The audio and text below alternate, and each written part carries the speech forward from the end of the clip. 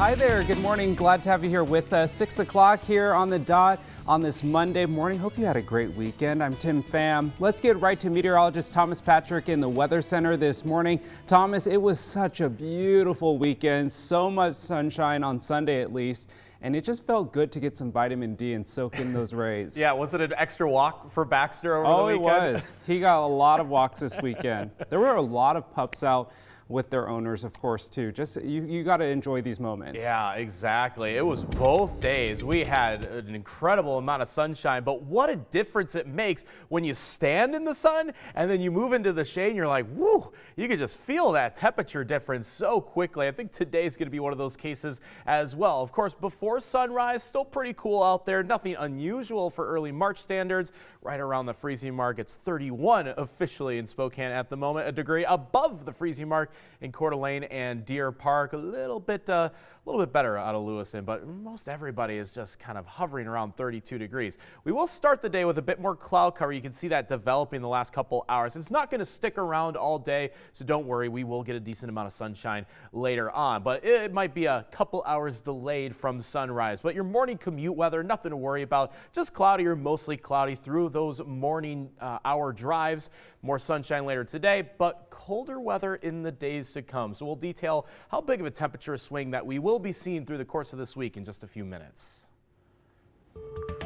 A grim milestone. The official global death toll from COVID-19 surpassed 6 million people as the pandemic enters its third year. While U.S. case counts and deaths show promising signs, other countries continue to struggle with the virus. Well, looking ahead now, later this week, the Washington state indoor mask mandate is ending on March 12th, which is Saturday. So after this, masks will then become a recommendation for schools, but local districts can still set their own guidelines. Meanwhile, masks won't be required at places like restaurants and gyms, but private businesses can choose to still require them.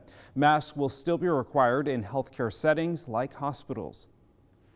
The reason for that is that we are here first and foremost to protect our patients, and many of whom are immunocompromised. We also need to protect our healthcare workforce, so we really appreciate everyone continuing to wear masks in our facilities. Masks will also still be required at airports and on public transportation. Well, universities across our region also announcing when they will be dropping their mask policies, but one school is not dropping theirs quite yet. Our newest reporter, Malia Kamal, here at KREM 2, is near the Gonzaga campus this morning. Malia, can you tell us a little bit more about when they will be dropping this mandate? Good morning, Tim. Unlike other universities in the area, Gonzaga will be dropping their mask mandate almost 2 weeks after the state mandate is lifted.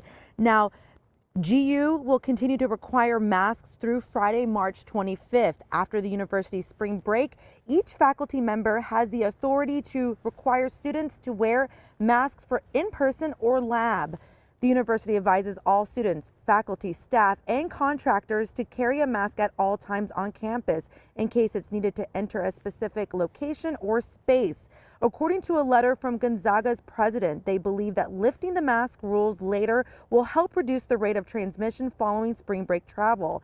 They also say that as a private university, they reserve the right to put policies in place based on the needs of the community. Masks will be required in all campus healthcare settings and public transportation. Now, Gonzaga also acknowledges that they have the right to reintroduce masks if a COVID-19 surge occurs. In Spokane, Malia Kamal, KREM 2 News. Well, Washington State University also changing its mask policy starting March 12th. Masks will no longer be required in most buildings, and this includes classrooms, residence halls, recreation centers, and dining halls. They'll still be required on public transit and inside medical facilities such as Cougar Health Services. Meanwhile, across the border, the University of Idaho is making masks optional on their campuses in Moscow and Coeur d'Alene. They will also no longer be required in labs, meeting rooms, hallways, or other areas of the university. However, instructors can also still choose to require masks in their classroom. And 2 new testing sites are now open in our area, one in Cheney and the other in the Hilliard neighborhood. Curative is setting up a COVID-19 PCR testing site at Cheney Middle School. It'll be open on Mondays and Wednesdays from 4 to 7 in the evening. The other testing site at the Spokane Library in Hilliard will be opening up. That one will be open on the weekends from Friday and Saturdays from 10 in the morning until 5 in the evening. It'll also be open Sundays from 1 to 4 in the afternoon. It's time now for your Morning Rush. More news in less time. A teenager is dead after being hit by a car. The crash happened on Douglas Falls Road north of Colville last night. The Stevens County Sheriff's Office says a 13-year-old was skateboarding when he was hit by a 36-year-old Chad Warren. Deputies believe drug impairment was a factor. Warren was charged with vehicular assault. Spokane Fire responded to a deadly RV fire over the weekend. This happened in the Garland district. The fire was so large, we're told, that it threatened 3 other cars and a home.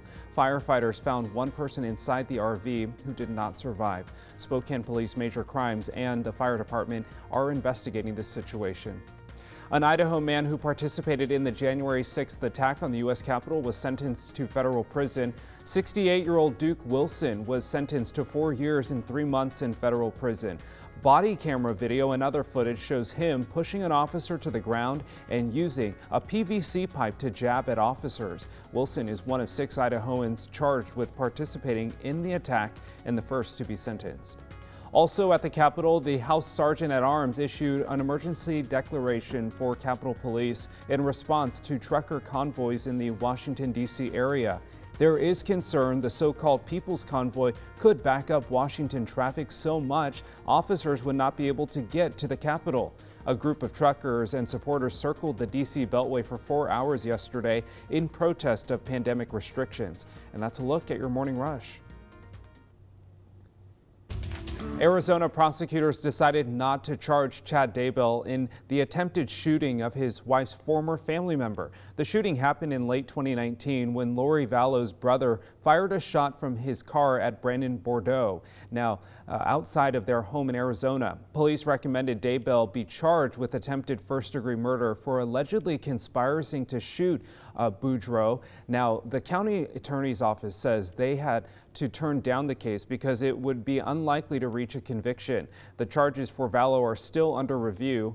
Daybell and Vallow are facing other charges for the deaths of Vallow's 2 children. They also have additional charges connected to the deaths of their former spouses.